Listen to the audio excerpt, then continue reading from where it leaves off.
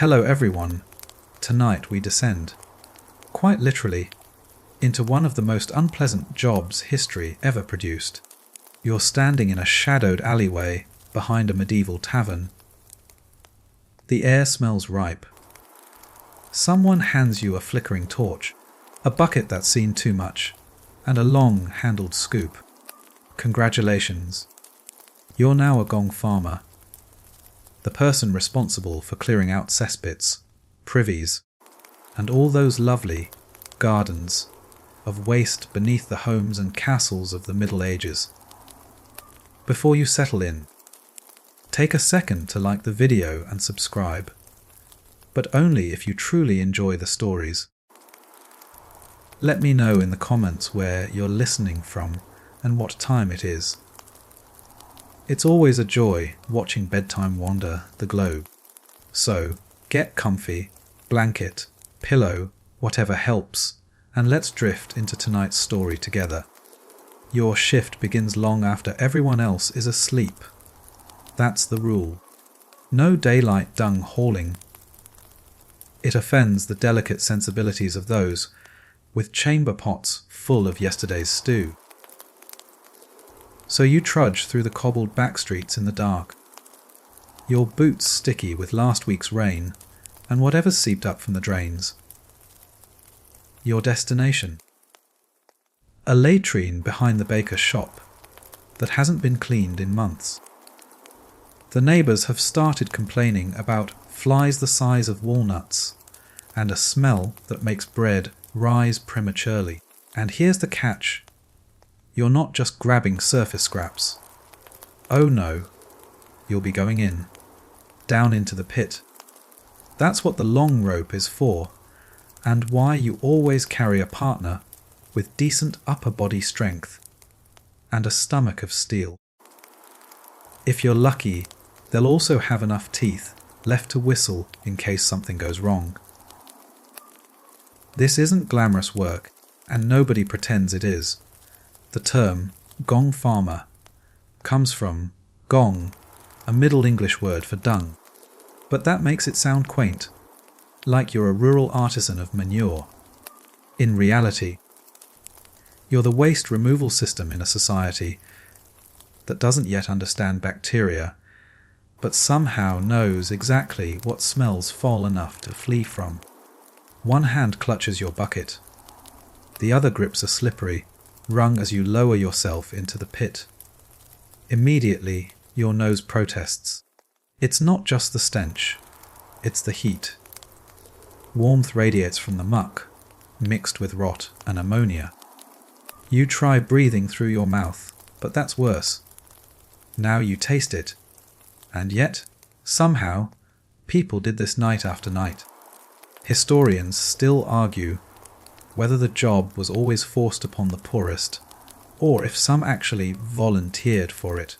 The pay was oddly decent compared to other labour. But then again, so is hazard pay for handling venomous snakes. And snakes don't usually splash. You hear something shift in the muck, a soft squelch and a hiss.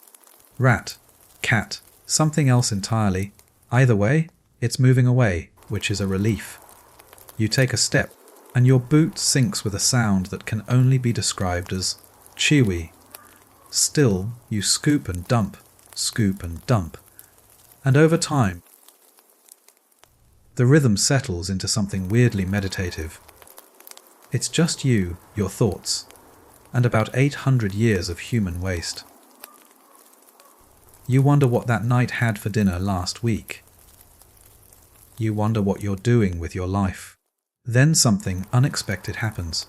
A breeze, faint but real, drifts through the pit and carries with it the scent of roasted chestnuts. Somewhere above, a vendor is prepping for tomorrow's market. For a brief moment, the world doesn't smell like despair. You cling to that moment, because let's be honest, you probably won't survive this long. Many Gong farmers didn't. Some suffocated from the fumes. Others fell into collapsed cesspits and weren't pulled out fast enough. The job was as dangerous as it was disgusting. But for now, you're still breathing, still scooping, still ankle deep in civilization's most aromatic byproduct. You've been in the pit for what feels like hours, though it's probably closer to 40 minutes. Time distorts when every second is soaked in human sludge. Your torch casts greasy shadows against the stone, illuminating streaks of something you desperately hope is just water damage. The bottom of the pit is a churn of dark, viscous matter, layer upon layer of excrement, decay, and the occasional rat skull. The smell has moved beyond awful. It's almost a physical presence now, like a second skin clinging to your face and hair. You've stopped breathing through your nose entirely, and even shallow mouth breaths feel like drinking soup made from regret. The torch sputters in the damp air, and for a moment you consider dropping it just to spare yourself the sight of what your boots are swimming in. But no, you need the light. You've heard stories of pits that went deeper than expected, where an unlucky step became a plunge into darkness and digestive history. As you shift your footing, your boot lands on something soft that gives way with a slurp. You don't investigate. There are things down here that defy classification. Objects thrown away in haste, perhaps centuries ago, now indistinguishable from the muck. Everything ends up here eventually. Bones, buttons, broken toys, spent candles, shards of pottery, all coated in the same ghastly glaze. In a way, this is a kind of archaeology. Some scholars even admit that cesspits are gold mines of medieval daily life. Where written records are silent, the latrine speaks. What people ate, what they broke, what they flushed in a panic when the taxman came knocking. It's all here. Hidden beneath generations of waste is a quiet, filthy history. The walls of the pit are lined with rough, cut stone, slick with moisture. Moss clings stubbornly in patches. Insects flit near the torchlight, midges and sewer flies, fat and lazy from a life of abundance. Every now and then, something buzzes past your ear with the confidence of a creature that has never known daylight. But you keep going. The bucket fills, gets hauled up by your partner, and lowered again. You fall into a rhythm. Scoop, step, dump, avoid slipping. The rope creaks with your movement. Your hands are beginning to blister under your gloves, and the lower half of your tunic now looks like it lost a bet. Why is this your life? Because someone has to do it. Every town and city has its cesspits, and if they don't get cleared, everything backs up.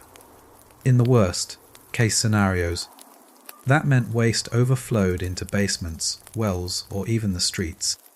In fact, many public health ordinances in cities like London specifically targeted this issue.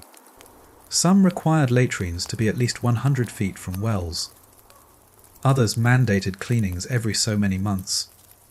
Enforcement was spotty. Of course, it usually took a health crisis to get anyone to care. You remember hearing about the Great Stink of 1858, centuries after your time here, but relevant nonetheless. It was a heat wave in London that caused the Thames to reek so badly Parliament had to cancel sessions. Your humble work.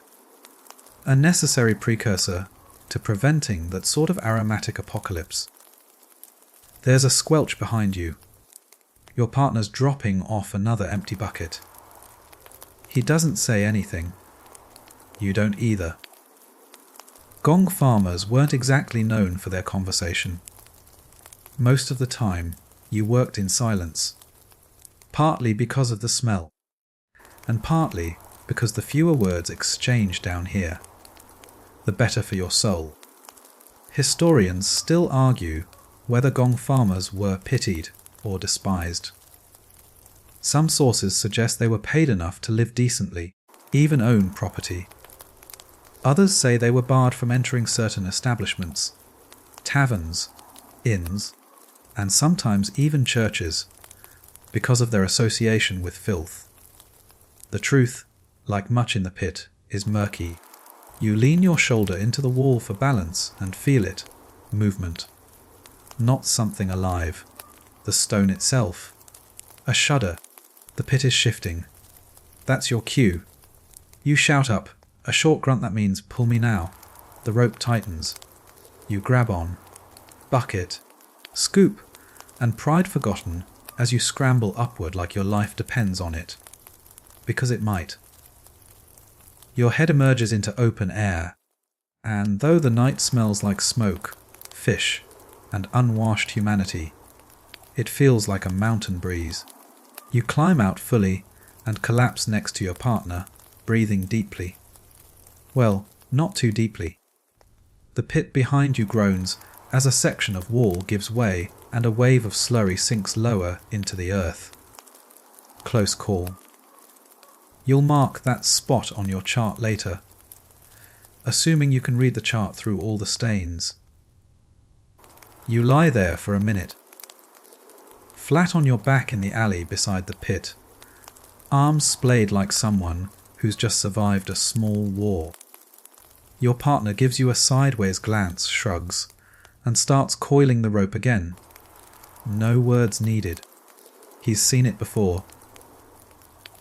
New hires kissing the cobblestones like they're holy relics. You'll get used to it, or you won't. Eventually, you sit up, legs wobbly, and reach for a battered flask tucked into your sash. Not for drinking, though you sometimes wish it were, but for rinsing your mouth. A splash of vinegar and water, swished and spat into the gutter, does little to cut the lingering flavour of pit air. Your tongue feels like it's been marinated in something unholy. And that's when it hits you. Medieval sanitation was practically non-existent. Oh, you'd heard stories of how nobles bathed in rose water and wore lavender sachets to keep the stink away. But out here, in the real world, people relieved themselves wherever they could. Chamber pots, buckets, corner alleys, even stairwells. Waste was often thrown into the street with little more than a shouted, "Gardazel? Watch out for the water!" as warning. And you, dear Gong farmer, are the only barrier between a passable city and a disease-riddled mess. Public latrines existed in some towns, often near markets or bridges. But most people used whatever was convenient, especially after dark. That's where the pits came in. Dug beneath outhouses, stables, and sometimes even within castle walls, these cesspits collected everything, and they had to be emptied. Not regularly. Mind you, just whenever the smell became unbearable or the contents started seeping into neighbouring foundations. It's estimated that in London alone, hundreds of pits needed servicing at any given time. And guess who was on call? Historians still debate whether medieval towns genuinely cared about hygiene or just reacted to complaints. Some records suggest civic councils paid Gong farmers from public funds, which hints at some recognition of the job's importance. But those same towns also tax them extra for foul work, a double standard, if ever there was one. You rise slowly, bones aching in places you didn't know had bones, and stretch. Your partner's already dosing the torch and packing up the tools. You follow suit. There's another pit to hit before sunrise, and this one's behind the butcher's shop, which somehow smells worse than the baker's. As you walk, you pass a row of houses with dripping thatched roofs. In one window, a candle flickers. Someone's up late, maybe writing a letter, or praying, or arguing with their chamber pot.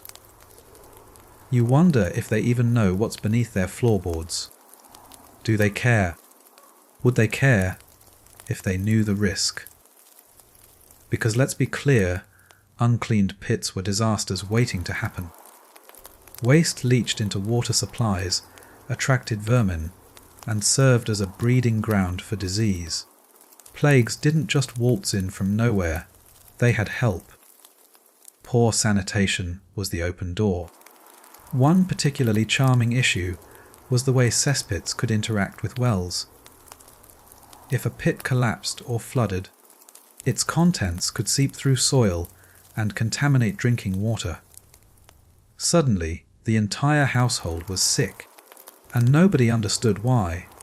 They blamed bad air or cursed bread or the alignment of the stars. You knew better. It was the pit. It was always the pit.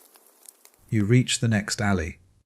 This one's narrower, the stench already wafting toward you, in little oily curls. The butcher's pigs snort somewhere nearby, restless in their pens. Animals were often kept in town backyards, which made things even messier. Waste upon waste upon waste. Still, you descend again. Same steps, same tools, different flavour. This pit has its own personality. Shallower, for one, but more active, probably because it's fed by several privies. The waste looks fresher, which is both better and worse. Better, because it hasn't had time to ferment. Worse, because it hasn't had time to ferment. You try not to think about that too hard. At one point, your scoop hits something solid. You lean in, adjust your angle, and pull up what looks like half a leather shoe. Children probably tossed it down here for fun.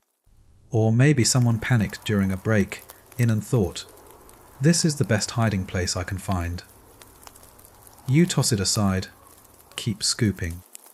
And though your arms burn and your knees ache, you know you're doing something necessary.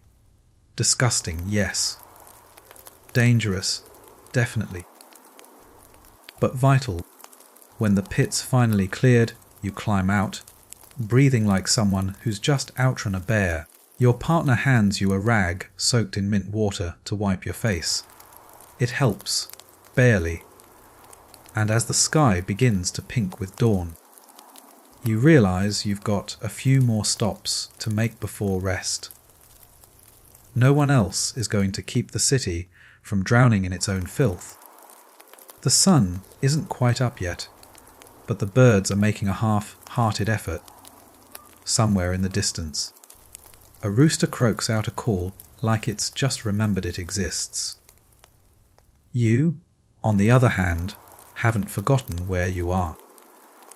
You're wiping muck off a wooden scoop that deserves a ceremonial burial, and you're thinking, how is it possible that this is your life and these are your tools? Let's talk gear. If you expected anything fancy, think again. Gong farmers weren't known for their cutting-edge equipment. Your toolkit includes a long-handled scoop carved from ash wood, a collection of buckets so battered they probably qualify as medieval relics, and a rope harness that creaks ominously every time you descend into a pit. Protective clothing, a joke, at best. You might have a heavy leather apron or gloves if you're lucky, or if your predecessor didn't die wearing them. Most Gong farmers simply layered up in old wool and hoped it would absorb more stink than skin. Spoiler, it didn't. The fabric clung to your body like guilt, and once it absorbed a full night of latrine stew, there was no washing it clean again. You wore it until it disintegrated, or until someone offered to burn it for you. There's also the torch. Crucial, since most cesspits are underground and unlit. Unfortunately, open flame in a methane-rich environment is, let's say, a choice. There are tales, possibly exaggerated, possibly not, of torchbearers lighting up and instantly regretting it as the pit belched flame. Historians still argue whether that ever actually happened, or if it was just a way for people to make fun of the profession without doing the job themselves. Either way, you keep your flame low and your fingers crossed. The worst part about your gear, though, the smell. Everything you use absorbs it. You could leave a fresh hemp rope in rose water for a week, drop it into a pit for 5 minutes, and it'd come out smelling like it wrestled 1,000 sick goats. And your scoop. Oh, your poor scoop. No amount of scrubbing with sand, salt, or holy water will make it decent again. Some farmers tried clever tricks to beat the stench, dousing tools with vinegar, chewing cloves, stuffing dried mint leaves into their noses. One particularly hopeful soul tied dried lavender around his boots, thinking the floral notes might rise like a perfume halo. They did not. Mostly, you just learned to live with it. You smelled like waste, and everyone knew it. You could bathe in a river and still clear a room. And yet, ironically, the tools made you look semi-professional. To a casual observer, you were a tradesman like any other. Rope, bucket, shovel, it could be farming, right? Maybe. But the second they saw you walking toward a cesspit instead of a field, the illusion shattered. Children would stare. Dogs would bark. Adults would cross the street if they had the space. There was something about a man carrying a scoop with that look on his face. A mixture of resignation and nasal trauma that marked you instantly. No one ever asked you what you did for a living. They knew. Or at least they hoped they were wrong and kept walking. It wasn't just physical distance, either. Gong farmers were often forbidden from entering certain buildings while on duty. Churches in particular were finicky. Some records suggest you couldn't even walk through the front gate without a priest waving a cloth over his nose like a theatrical curtain call. Taverns sometimes served you from a back window. Markets might sell to you, but only if you promised to stand on the far side of the cart. Social distancing, medieval edition. Still, your tools were dependable in their way. The rope saved your life more than once. The scoop had a perfect balance, just long enough to avoid a full lean, just wide enough to minimize splashback. And the buckets, cracked as they were, held just enough to keep the job moving without giving your spine something to write angry letters about. There was an unspoken bond between you and your gear. No one else wanted to touch it, which meant no one borrowed it, which meant, for once, you had something that was truly yours. One day, someone asked if your scoop had a name. You said yes. You called it Mercy. They laughed. You didn't. You've been up all night, but the city's only now starting to stir. Pale shafts of light peek over the rooftops, catching on the slates and gutters slick with dew, and other, less charming liquids. Somewhere a bell tolls lazily. Time to clean up and disappear before respectable folks begin their day. And pretend you don't exist. Because that's the real rule. Your work must happen in darkness, in silence, and out of sight. Not for secrecy's sake, but for comfort. The average medieval citizen didn't want to know how their waste vanished, only that it did. And so, by law or custom, Gong farmers worked at night. Always. You shuffle down the alley with a cart full of sealed buckets, bound for the dump site outside the town walls. The cart's wooden wheels rattle on the cobbles, and every bump threatens to slosh something terrible through the seams. You keep one hand on the lid and the other on your hood, hoping to avoid recognition. Working at night has its advantages, of course. Fewer gawkers, no children shouting, "Pooh man," and running away, no clergy clutching their noses with theatrical groans. Just you, your partner, and the quiet rhythm of boots on damp stone. But it's also dangerous. The alleys are poorly lit. The pits are often unstable. You've heard of a man who tripped on a loose cobble and cracked a bucket open like an egg. Drenched in a stranger's dinner from 2 weeks ago, right there in front of a bakery. He never came back. And there's always the risk of what else you might meet in the dark. Not ghosts or devils, though you wouldn't rule them out after some of the things you've seen bubble up from a pit. But people, thieves, drunkards, rats the size of cats, or worse, the actual cats, feral and furious, who mistake your reeking pail for a threat to be hissed at. You glance over your shoulder constantly. It's a strange thing, really, how invisible your job is during the day, and yet how exposed you feel at night. There's no one watching, but the shadows all seem to stare. The destination tonight is a midden pit just outside the town's eastern gate. You've been there before. It's a long trench dug by the mayor's men during last year's dysentery scare. Supposed to be temporary, still in use, still half full. You and your partner tip the buckets one by one. Contents sliding out with a reluctant glop that could drive away even the hungriest wolf. A breeze picks up and rolls over the pile, and you both stagger back in unison, waving your sleeves like that might somehow help.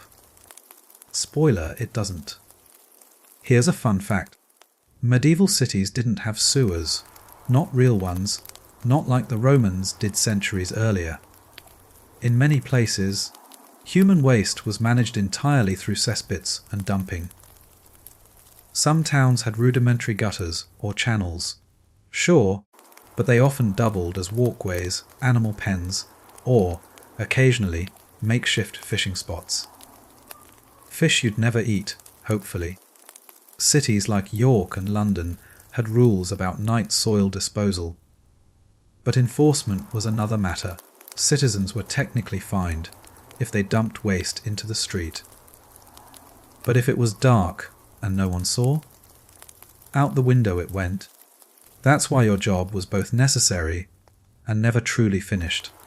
You cleaned the pits, but the filth kept coming, daily, defiantly, endlessly. Historians still argue whether this nocturnal labour helped or hindered urban cleanliness. Some say it was effective enough to keep outbreaks at bay. Others claim it merely delayed the inevitable, the next round of sickness, the next complaint, the next tragic poem about a chamber pot disaster. You finish unloading and lean on the cart, catching your breath. Your partner is already lighting a roll of dried rosemary to wave under his nose. It doesn't mask the smell. It just gives it a slightly herbal twist, like compost wearing perfume. By now, the town is yawning into motion. Market stalls are creaking open. Bread ovens are firing up. Children chase dogs through the streets. And you disappear. No one's supposed to see the man who carried their sins away in a bucket. That's the unspoken rule of the night shift. No thanks, no greetings, no eye contact. You trudge home through a side street, careful to avoid the main square. A few early risers give you space without making it obvious. One woman crossing herself might be praying for your soul, or maybe hers. It's hard to say. Back in your quarters, if you're lucky enough to rent a small space and not sleep in the cart. You strip down carefully. Everything goes into the tub of lye water. Then you scrub your hands raw with sand, hoping to chase the smell away before it sets in. Spoiler, it always sets in. But the job is done. For tonight. You're finally home, though calling it home might be a stretch. It's a small room at the edge of town, close to the tanner's yard and downwind of the fishmonger's stall. Rent is cheap, mostly because your neighbours are either too poor to move or smellier than you. And that's saying something. You toss your clothes into a corner bucket, already frothing faintly with lye soap and yesterday's regrets. The wash water is murky with grey film, no matter how many times you replace it. Your nose has adjusted somewhat, your new baseline for clean is what others would describe as mildly offensive. You once caught a whiff of lavender at church and nearly sneezed yourself unconscious. Slumping onto your straw mattress, you try to ignore the creaking of rats above the rafters and the faint dripping from the roof. You lie back, breathing shallow, waiting for sleep to pull you under before the thoughts do. Because while Gong farming paid better than some trades, the cost wasn't only measured in stink. Still, there's no denying. You earned more than many. Blacksmiths' apprentices, thatchers, even stonemasons in some towns brought in less coin than you. The Crown and councils valued your work, at least in theory. Waste build-up was a public health hazard and, more pressingly, a public nuisance. When the stink got too strong, nobles complained. And when nobles complained, someone had to be paid to fix it. That someone was you. Gong farmers were often paid by the pit or the cartload. Some contracts covered several properties, especially if you had a reputation for working quickly without leaving a trail. It wasn't unheard of to make enough in a month to feed your entire household and buy a new pair of shoes that didn't smell like weak, old stew. Once in a while, you'd hear about a Gong farmer who bought land, even hired helpers. A business of sorts. Of course, there were no guarantees. Work was irregular. Pits didn't fill on a schedule. Some months you had 3 jobs. Other months, nothing. You could be flush with coin one week and begging your landlord for mercy the next. Then there were the expenses. Tools broke. Ropes frayed. And lye wasn't free. You spent a good chunk of your earnings just trying to not smell like yourself. Vinegar, ashes, sand, strong herbs. You used them all, sometimes in bizarre combinations that made you smell worse. Once, your partner tried garlic and goat's milk. You didn't speak to him for a week. And sickness, constant risk. The fumes from a pit could knock you out if the air didn't circulate. There were stories, confirmed, whispered, half true, of farmers collapsing mid-shift, slipping beneath the surface and never coming up. And if not drowning, then disease. Your lungs bore the brunt. Breathing those fumes nightly meant chronic coughing, chest tightness, and the kind of phlegm that made medieval physicians exchange knowing glances and then immediately give up. Some called it the Gong lung, others just called it inevitable. Historians still argue whether this work shortened your lifespan by years or merely made you wish it would. Records are patchy. Many Gong farmers lived outside the social margins, barely documented except in court complaints or municipal contracts. Some appeared once or twice in town ledgers and then vanished. But the pay, you remind yourself, the pay. It bought you food when others starved.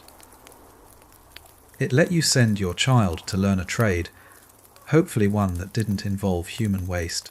It let you, at least for a few moments, walk through the market and buy a slice of pie without counting coppers. Sure, The vendor passed it to you on a stick instead of placing it in your hand. But still, pie is pie. And for all the whispered insults, no one dared mock you outright. Not in person. Because everyone needed you. They didn't want to see the work. They didn't want to hear it slosh in your buckets or smell it clinging to your boots. But they needed it done. And when the pit overflowed, and their servants quit, and the priest refused to bless the house until the fumes cleared, guess who they called? You, shovel in hand. It was a miserable living. But it was a living, and you were very, very good at it. You've been sleeping for maybe an hour when you're jolted awake by a smell. Not the smell. No, that one's burned into your nostrils like a bad memory. This is different. This is the scent of spoiled meat wafting in through your cracked window, probably from the butcher's shop next door. You groan, roll over, and bury your face in the blanket, but it's no use. Once your nose remembers it has a job, there's no shutting it off. You sit up, squinting at the pale light leaking through the window slats. Mid-morning. The town is fully awake now, clattering with carts, vendors hawking vegetables, and someone yelling about stolen turnips. You don't plan to be up this early, but rest is a fragile luxury in your line of work. You swing your legs over the edge of the bed and stretch, bones cracking like kindling. Then you smell yourself. No matter how many mint bundles you hang from the ceiling, no matter how hard you scrub with sand and vinegar, the scent of waste clings to your skin like a guilty secret. Some say it's just in your head. You know better. You've seen dogs cross the street to avoid you. Once, a child burst into tears just from standing downwind. You weren't even on duty. You've tried everything. Washing in the river, soaking in hot ash water, rubbing down with rosemary sprigs, and letting the chickens peck the rest off. Nothing works completely. The stink is stubborn, like it has legal tenancy on your soul. Still, you dress and head out. You need to restock on lye soap, and maybe haggle for some dried thyme. You've heard if you hang it under your collar, it purifies the breath. Won't help your breath, but maybe people will stop looking at you like you murdered their dreams. As you make your way through the market, you keep your distance. Not that you have to. Most people create a convenient little circle of emptiness around you, like an invisible moat. You don't take it personally, not anymore, but it does wear on you. Socially, you're an outcast, not legally, not always. Some towns didn't ban you from places. They just didn't want you in them. Taverns might serve you, but they'd mop the floor the second you left. Bathhouses let you in on slow days, then drained the entire tub after you used it. Even churches sometimes gave you the side eye, like the smell of sin might be contagious. Historians still argue whether this ostracism was universal or region-specific.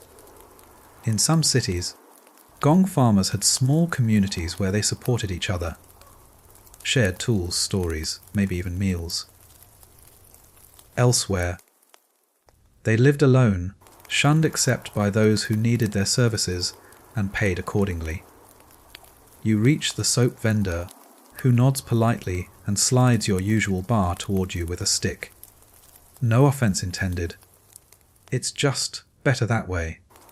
You pay, say thank you, and leave quickly, the scent of lavender making you oddly emotional.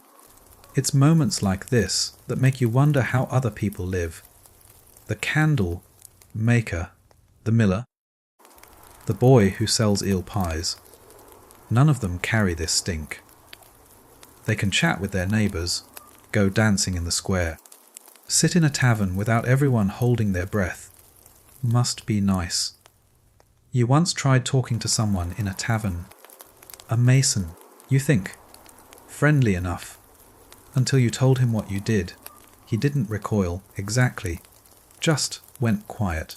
Said something about a sudden errand. Never came back. There was one exception. A nun. She offered you a sprig of rue once and said a prayer over your hands. Told you your work was sacred, in its way. Necessary. We all clean something, she said. Yours just happens to be more obvious. You think about her sometimes. Not in a romantic way, though let's face it, your love life is as barren as a frostbitten cabbage field. But because she saw you, for a moment anyway, you finish your errands and head home. People clear the path like a flock of pigeons sensing danger. You try not to mind. You've gotten used to being the shadow in the corner. The figure that makes toddlers ask questions and parents change the subject. But deep down, you still wish the soap worked better. You get home just before noon and drop the soap and herbs onto your table with a grunt. The room smells marginally better now, thanks to your earlier efforts, or perhaps your nose finally surrendering in defeat. You collapse into your stool and try to pretend the floorboards aren't still holding last week's aroma like a grudge. Then comes the knock. A soft rap, too polite to be a tax collector, too deliberate to be a neighbour just checking in. You open the door cautiously, revealing a short man in a stained doublet with a nervous smile. Apologies, he says, already leaning away from your doorway. I've got a bit of a situation behind my shop. You know that tone. It's not a request. It's desperation with a coin purse. 15 minutes later, you're crouching behind a bakery again, peering into a narrow stone chute that leads to a chamber you can already smell. The baker gestures vaguely with his hat and mutters something about a strange bubbling sound. You nod like a priest receiving a confession. As you set up the rope, a pair of nuns pass by, their habits fluttering in the breeze. One makes the sign of the cross. The other pretends you don't exist. It's not unusual. Religious folk are hit or miss. Some believe your work is essential, even holy. Others see it as contaminating. You've been blessed, ignored, and once, in the case of a particularly dramatic friar, sprinkled with holy water mid-sentence. But the nuns remind you of something even the devout need their privies emptied. Especially the devout, with all that fasting and root stew. You once had a week-long contract at an abbey where the latrines backed up so badly. The monk started digging a second trench before someone thought to call you. So, yes, people don't want you near their door, but they absolutely want you under their floor. This particular pit is awkward, wedged between two buildings and barely wide enough for your shoulders. You slip down the chute like a letter being posted to hell. The stench hits before your boots touch the bottom, and you whisper something to your scoop for emotional support. Its name, you remind yourself, is mercy. Down here, it's more liquid than solid, probably because of all the baking scraps and grey water that have ended up in the mix. The smell is complex. A bouquet of rotten yeast, boiled cabbage, and something you can only describe as emotional damage. Still, you work fast. You've learned that speed is mercy in its own right. Bucket by bucket, the pit empties. Your partner above hauling each one and dumping it into the barrel you'll drag out of town later. Halfway through, you find something unexpected. A small wooden figurine, carved roughly in the shape of a dog, lost toy. Pagan offering, just trash. Historians still argue whether objects like this were discarded or placed deliberately. Some believe pits held spiritual significance, that waste was returned to the earth as a form of cleansing. Others just think kids are clumsy. You tuck it aside, mostly out of habit. Every Gong farmer collects oddities. Your shelf back home is a miniature museum of filth artifacts, broken beads, a rusted com, a tiny spoon with a carved bird on the handle. You tell yourself it's for posterity, but really, it's just something to look at that isn't human waste. After an hour, you climb back up. The baker hands you a few coins wrapped in cloth and thanks you without making eye contact. You nod, collect your gear, and start dragging the barrel toward the dump site. It's midday now, and people are out in force. Children point. Merchants wrinkle their noses. One man spits in your general direction. Not close enough to be a threat, but close enough to be insulting. Still, no one tries to stop you. They can't. Because if you quit today, their world would literally fall apart tomorrow. The barrel's heavy, its wheels wobbling under the weight of sloshing sewage as you guide it down a dirt path leading out of town. Every jolt is a potential disaster. You grip the handle tightly and mutter a quiet prayer to no particular deity. Just a general, please don't let this leak. Plea to the universe. It's a long walk to the dump trench, and the midday sun is merciless. Heat turns everything up a notch. The barrel smells worse. The flies swarm thicker, and your sweat now carries a faint whiff of vinegar, soaked regret. You pause at a bend in the road to mop your brow, catching a glimpse of the town behind you. Its church spire reaching skyward, its rooftops neat and sunlit, its people bustling around unaware of just how close they all are to disaster. And then, of course, there are the things beneath the town, not just waste. Oh no. The underworld of a medieval city is a complex beast tunnels. Half flooded basements, forgotten drainage ditches, and old cesspits sealed and left to ferment like cursed wine cellars. You've explored a few during emergency calls, and they've left scars, mental and physical. You once got lost in an old tunnel beneath the Dyer's Guildhall, crawling through a tight space, only to come face to face with a half-skeletonized dog that had clearly been down there longer than you've been alive. And the rats are their own chapter.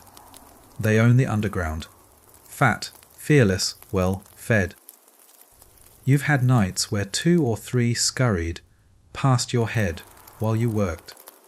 One sat on a ledge above a pit and watched you the entire time like it was judging your technique. Once you were bitten. Barely a nip, but it got infected, swelled up until your entire forearm throbbed. You wrapped it in rags soaked with vinegar and salt, then did your next shift one-handed. You couldn't afford to stop. Historians still debate how effective medieval towns were at rat control. Some claim cats were kept in cellars for this exact reason. Others say the rats simply outnumbered everything else. And as someone who stared into the eyes of a sewer rat, while knee deep in filth, you know exactly where your bet lies. But it's not just rats. You've heard of snakes slipping into privy shafts during summer heat. One farmer swore he found an eel in a cesspit, wriggling in from a nearby flooded fishmonger's trench. Another swore he saw a human hand, pale and motionless, curled into the muck. But when he tried to pull it free, it turned out to be a butcher's cast-off. Still, your favourite story is the cat. A fluffy tabby, surprisingly clean. perched atop a bucket near the edge of a pit. No one knew where it came from. It just appeared one night and sat watching like a tiny supervisor. It followed your partner home once, then vanished. You half believe it was a hallucination, or a guardian spirit with low standards.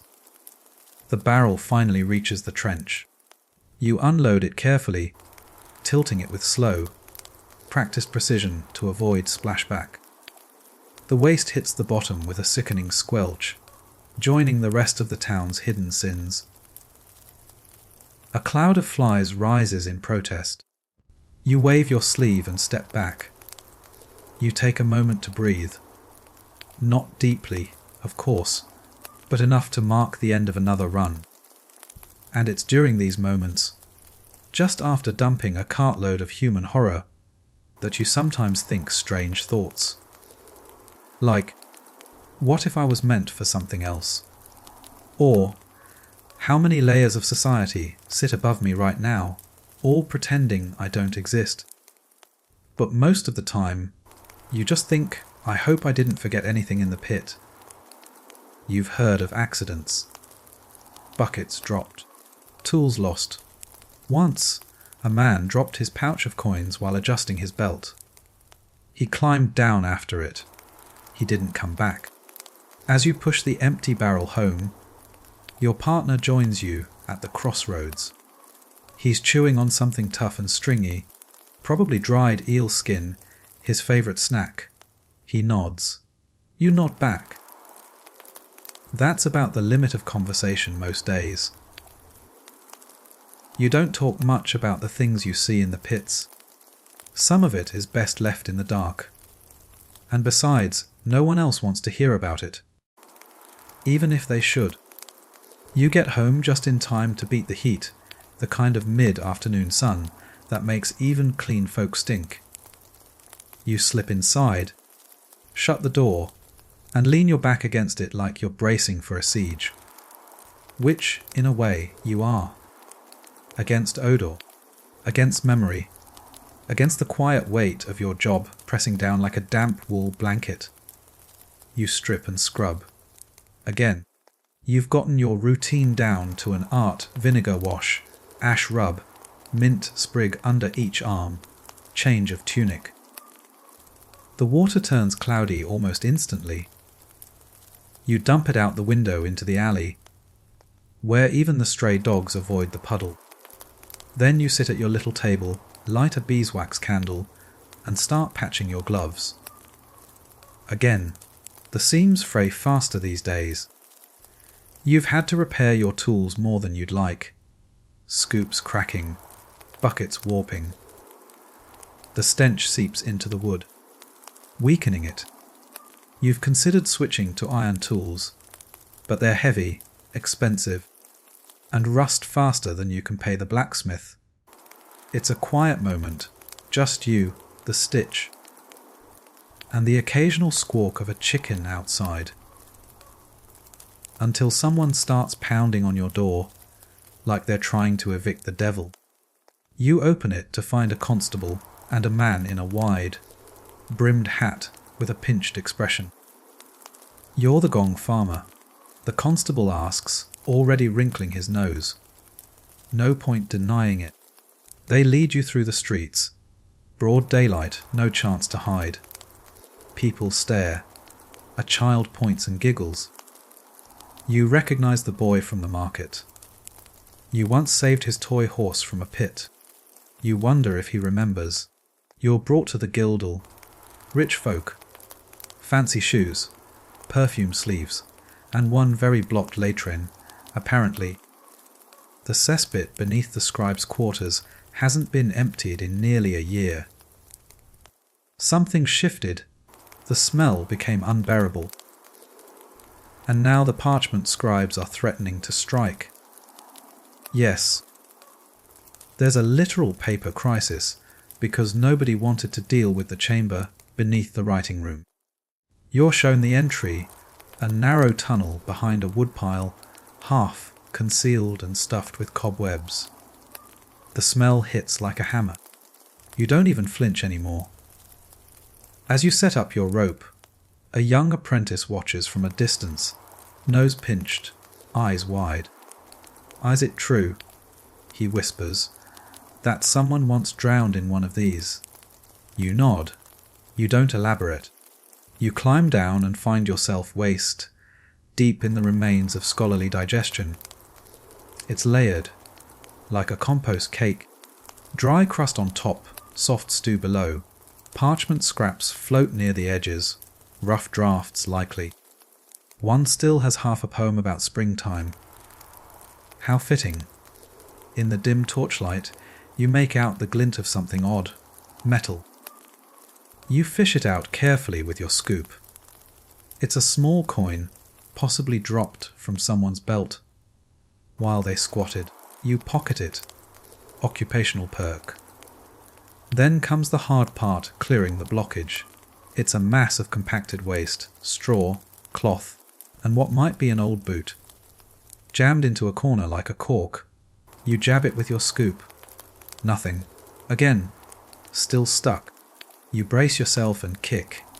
Bad idea. It shifts and releases everything behind it like a dam breaking. You barely dodge the oncoming wave, climbing halfway up the rope to escape the surge. Historians still debate whether cesspit maintenance was scheduled or crisis-based. In most towns, it was the latter. No one wanted to deal with it until they had to. And by then, you had a backup worse than a festival queue in the rain. Back above ground, the scribes thank you awkwardly. One even hands you a loaf of spiced bread, wrapped in linen. You accept it without unwrapping.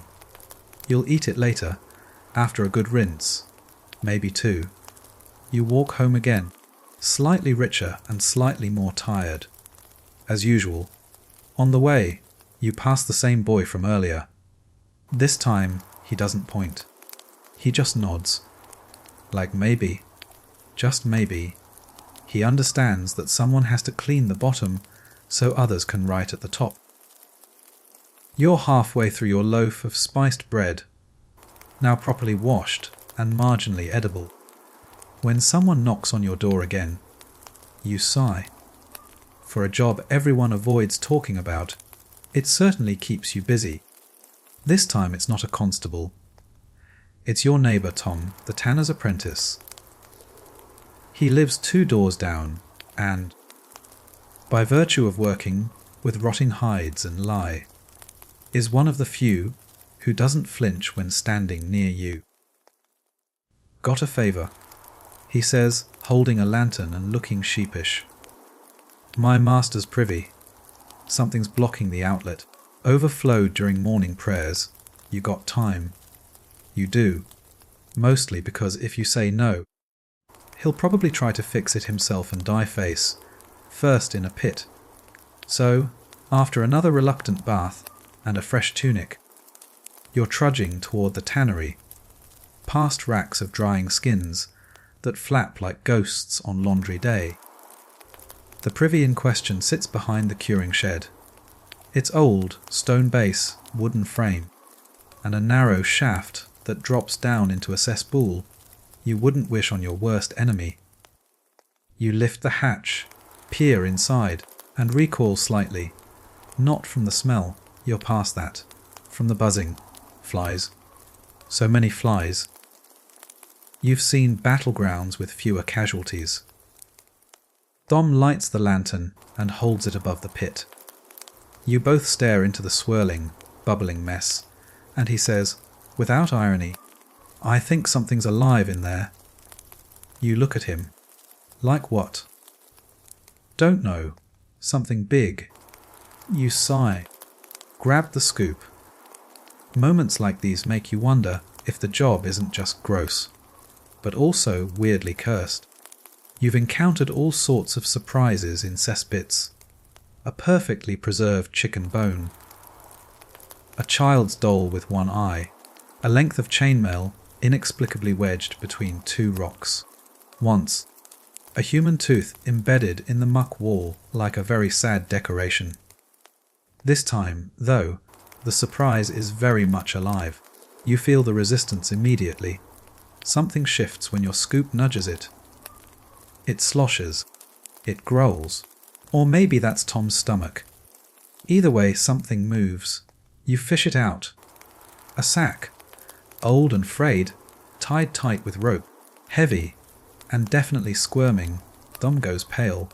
Should we open it? No, you say, already tossing it into the burn pit behind the tannery. You've learned not to ask too many questions.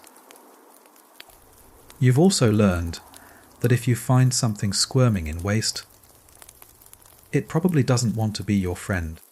Historians still argue about the more mysterious finds in cesspits, amulets, curse scrolls, even small animal bones arranged in odd patterns.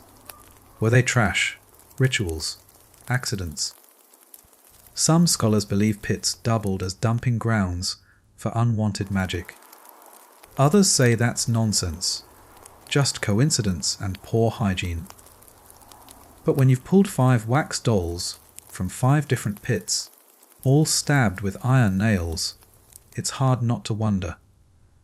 You finish clearing the privy, and Tom gives you a bottle of cider as thanks. It's warm and slightly vinegary, but you drink it anyway. Part reward, part mouthwash. Back home, you sit at your table and glance at your shelf of strange pit treasures. You consider adding the bottle to the collection, but decide against it. Too new. Not cursed enough. Your thoughts drift toward people who'll never know this side of town. The scholars, nobles, even the bakers whose ovens sit right above your head as you clean out the foundations of civilization. They sleep peacefully knowing the filth vanishes somehow, as if by magic. But it isn't magic, it's you. You're the thin line between order and overflow, between life and the slow, creeping return of pestilence. And while nobody writes songs about your trade, except perhaps as jokes, you know the truth. If you stopped tomorrow, everything would collapse in a week. Not metaphorically, literally. It's nearing dusk now, and your body reminds you that you've been awake far too long. Muscles ache. Eyes sting. Your knees sound like someone playing a slow tune on a pair of old drawers. But you're still upright, still moving, because there's one more job tonight, and this one's unusual. You've been summoned to a manor. Not a castle exactly, but close. A local noble's estate 2 miles outside town. You're not often called to places with embroidered drapes and multiple chimneys. Usually, nobles have someone else handle this sort of thing, or, more often, ignore the problem until the stench seeps through the tapestry walls. But this family, they want their old vault cleared. Something about renovations. That and their dogs keep barking at the floorboards, which is not ominous at all. You load your cart again, tools, rope, torch, and head out past the town walls, the scent of the dump trench trailing behind like a second shadow. It's a quiet walk. Just the crunch of dirt under your boots, and the occasional flutter of bats overhead. No townsfolk whispering. No children pointing. Just you and the hum of your own thoughts. The manor is impressive, in the way large stone buildings tend to be when you're covered in dried sewage. Lanterns burn in the entry hall. A steward meets you at the gate and gestures toward a side building, discreet, low, and vaguely chapel-shaped. He doesn't speak, just passes you a small pouch of coins and turns away. That's fine. You weren't in the mood for pleasantries. The vault lies beneath the old servants' quarters, accessed through a trapdoor lined with iron rings. A heavy smell wafts out the moment it opens. Old, wet, and sour. Not fresh, but not empty either. You light your torch and descend. It's colder down here. That's the first thing you notice. The second is the faint sound of dripping, and the third is the stone. Unlike your usual cesspits, mud, straw, maybe a bit of crumbling mortar, this one is lined with clean, carefully fitted flagstones. A rich man's waste cellar, built to last. At the bottom, your torch catches something reflective. Not water, metal. You squat, scoop carefully, and reveal a rusted goblet buried beneath a layer of filth. Odd. Why would someone toss silver into a pit? You keep looking. More objects. A dagger, a ring, several rotted cloth bundles tied with twine. One still has beads clinging to its fringe. Historians still debate whether noble waste pits doubled as hiding places. Some suggest valuables were dropped accidentally during use. Belt pouches, jewellery, coins. Others believe they were stashed intentionally, especially during times of panic, war, plague, or political upheaval. Either way, your scoop has turned up more treasure than your purse has ever held. But there's something else here. You prod the far corner and hit something soft. Not sludge, not cloth, flesh. You freeze. Very, very gently, you scrape away the muck. A face stares back. Partially preserved, eyes closed, mouth open. Not skeletal, not fresh. Somewhere in between. You don't scream. You've seen worse. But you do climb out faster than usual. Back above, you find the steward. Wipe your hands on a rag that should honestly be burned and gesture toward the trapdoor. There's someone down there. You say. He nods once. We thought so. You'll be paid double. And just like that, it's not your problem anymore. On the way home, you think about that face. Who it might have been. A servant punished. A thief hiding in the wrong place. A noble buried in shame. You wonder if the body will ever be removed, or if it'll stay there, beneath stone and silence, as the manor rebuilds above it. Probably the latter. It's how things work. Hide the waste. Cover the mess. Pay someone to make it disappear. That someone is always you. You don't sleep that night. Not properly. Every time your eyes close, you see the face in the vault. Silent, accusing, and oddly peaceful, as if the worst had already passed. It wasn't the first body you'd found in a pit, and probably wouldn't be the last. Cities hide their secrets well, but eventually all things surface, usually on the end of your scoop. By morning, you give up trying to rest. Instead, you head down to the riverbank to wash your tools again. Dawn's grey light bleeds across the sky, reflecting off the murky water. Even the river smells faintly like a cesspit after a heavy rain. You scrub the scoop, trying to ignore how the wood is darkening, soaked through with the scent of 100 filthy nights. But the city needs you, needs the work you do, even if they never admit it. Without Gong farmers, medieval towns would have drowned in waste. Literally. In some cities, the build-up was so extreme that streets raised over the centuries as layers of refuse compacted underneath.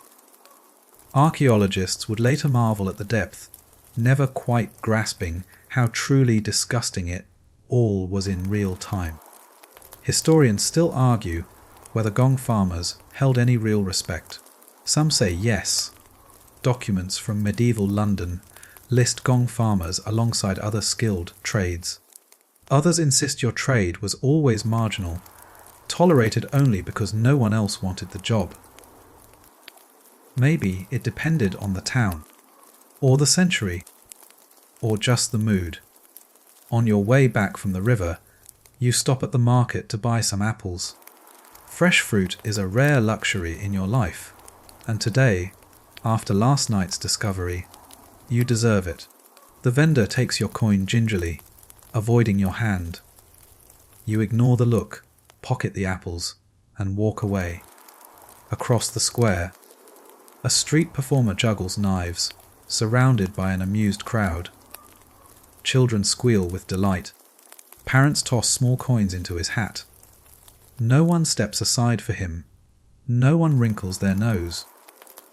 You wonder what it's like to be admired openly, without reservation, to do work that brings joy instead of silent disgust. But the truth is simple: without you, there would be no joyful streets, no clean market squares, no laughing children. Behind every thriving city is someone dealing with the dirty secrets it produces, someone who works unseen, uncelebrated, and often unwanted. Someone like you. On the way home, you pass the small chapel at the end of your street. The doors stand slightly ajar, and you can hear quiet chanting from within. You hesitate. You don't often enter. Too many eyes watching, too many whispered judgments. But something pulls you today. Maybe it's the face from the vault. Maybe it's just exhaustion. Inside, the air is cool, smoky from incense, dimly lit by flickering candles.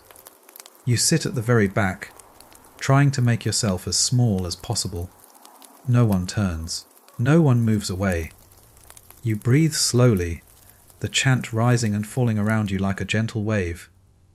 Afterward, as you leave, the priest catches your eye. For a moment, he seems about to say something, but doesn't. Just nods quietly and moves aside, giving you space. It's not acceptance, not exactly, but it's something close enough. At home, you sit at your table and eat one of the apples. It's crisp, sweet, and sharp, washing away the taste of vinegar and regret. You look at the small shelf where you keep your strange treasures from pits past beads, coins, figurines, silent witnesses to the hidden lives beneath the city. You wonder if someday someone will find your things, your scoop, your rope, and wonder about the life you lived. Will they guess what it cost you to keep their ancestors safe and clean? Or will they simply wrinkle their noses, bury your tools again, and move on? You're not sure you want the answer. But for now, there are apples, fresh air, and a brief moment of quiet. Sometimes that's enough. Days pass, blending together into one long, endless cycle of scooping, scraping, hauling, and hiding. The job never gets easier exactly, but it gets predictable. You learn to anticipate the rhythm, quiet shifts, and sudden emergencies. Careful contracts and panic pleas from neighbours who once crossed the street to avoid you. It's a strange, thankless dance. But eventually, your body begins to protest louder than usual. Your knees ache constantly now, a dull, grinding pain that makes stairs feel like mountains. Your lungs wheeze softly whenever you exert yourself. A legacy of years inhaling fumes no human was meant to endure. They call it Gong farmer's lung, a quaint name for something so brutal. It's not fatal right away, just slow, steady, and merciless. Historians still argue whether Gong farmers had any sort of retirement. Some claim elderly farmers were supported quietly by the towns they served, given charity in exchange for years of uncomplaining labour. Others say no. There was no retirement, no pension, no relief. Just a slow fade into invisibility, poverty, or worse. You wonder sometimes if you'll reach that stage.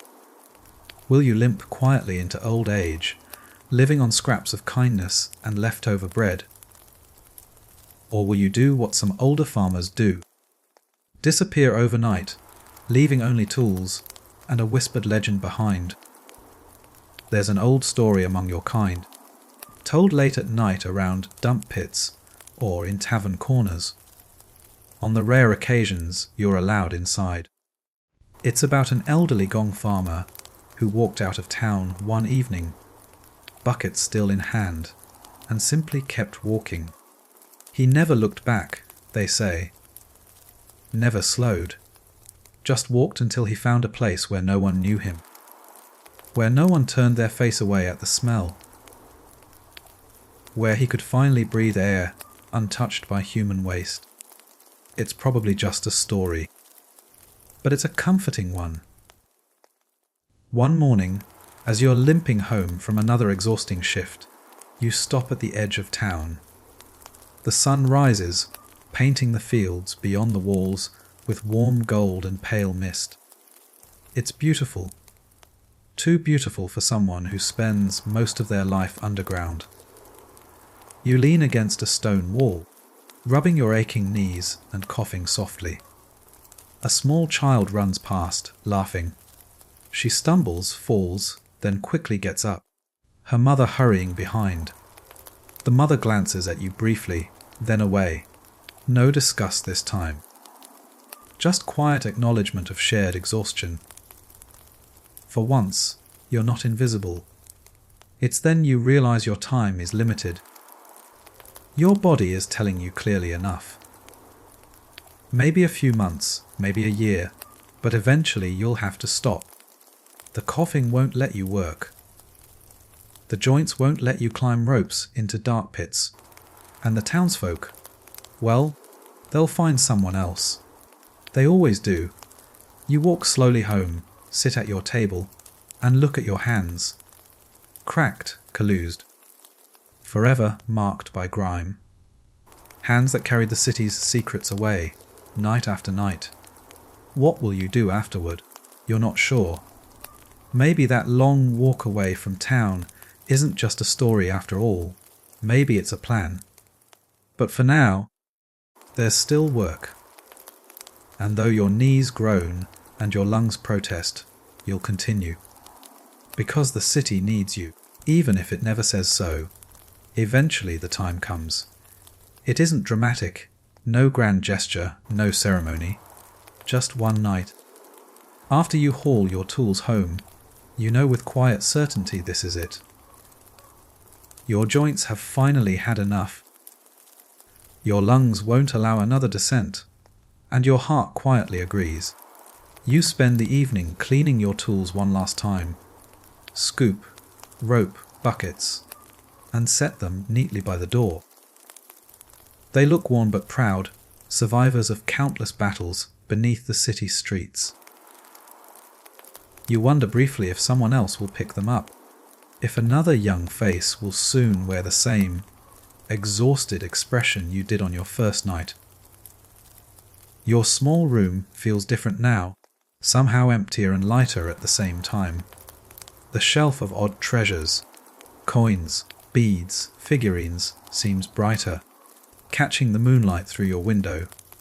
Maybe it's just your imagination. Maybe it's relief. Morning breaks, gentle and pale. Birds chirp hesitantly, as though unsure if they should celebrate your newfound freedom.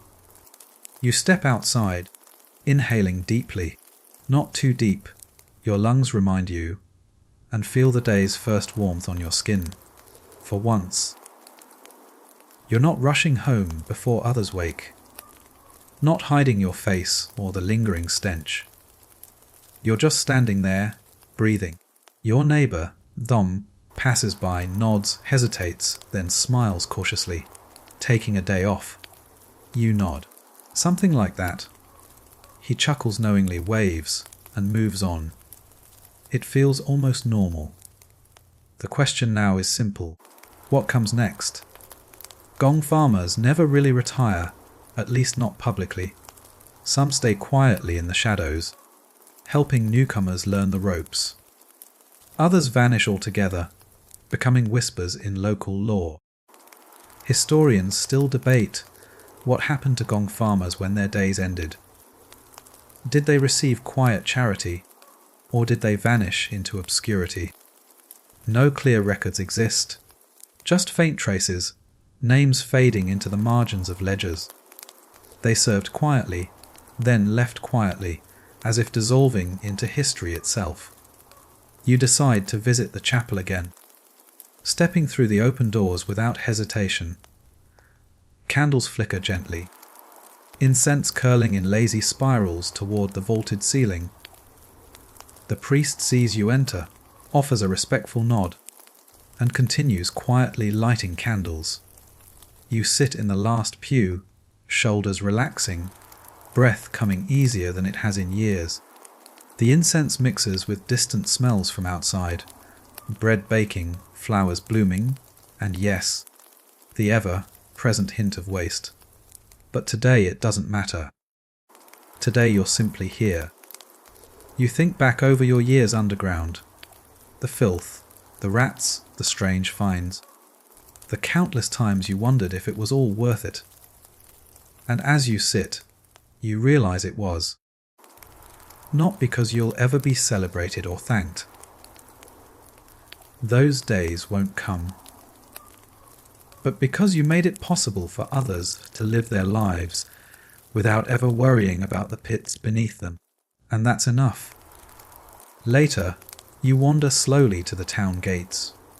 Beyond them, a winding road stretches toward green fields, quiet villages, and places you've never seen.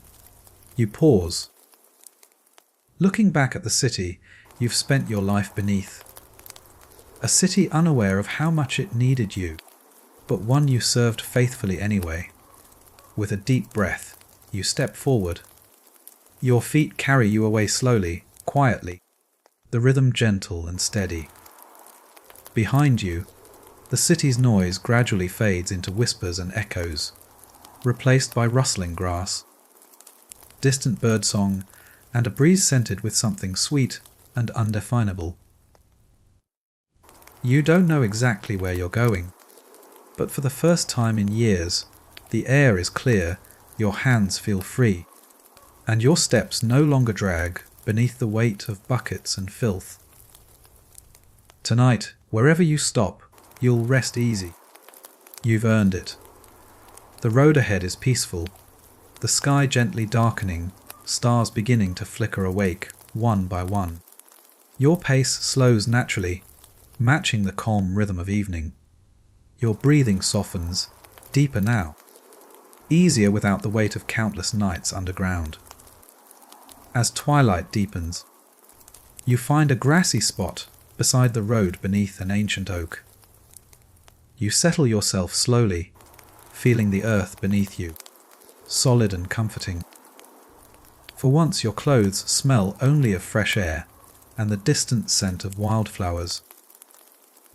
The silence around you is soft, gentle, filled with the quiet whispers of nature preparing for rest. You lean back against the sturdy tree trunk, feeling safe and supported. Your thoughts drift, recalling the life you've led. The hardships, the quiet triumphs, the strange treasures pulled from darkness. It's all fading now, distant like echoes of another time. Your eyelids grow heavy, each blink slower, softer. The breeze whispers gently, rustling leaves above you. Somewhere in the distance, an owl calls softly, a lullaby meant just for you. You're tired now, pleasantly so, ready to slip gently into rest. No more pits to empty, no more hidden burdens to carry, only quiet roads, clear skies, and the promise of peaceful days ahead. As sleep draws near, you feel gratitude, not just for leaving the pits behind, but for the simple joy of breathing clean air, of feeling grass beneath your fingers, of knowing your work mattered, even if no one saw. Your breathing slows, steady and calm, matching the soft rhythm of the night around you. Rest easy now. Your job is done. You've earned your peace. Good night, dear friend, sweet dreams.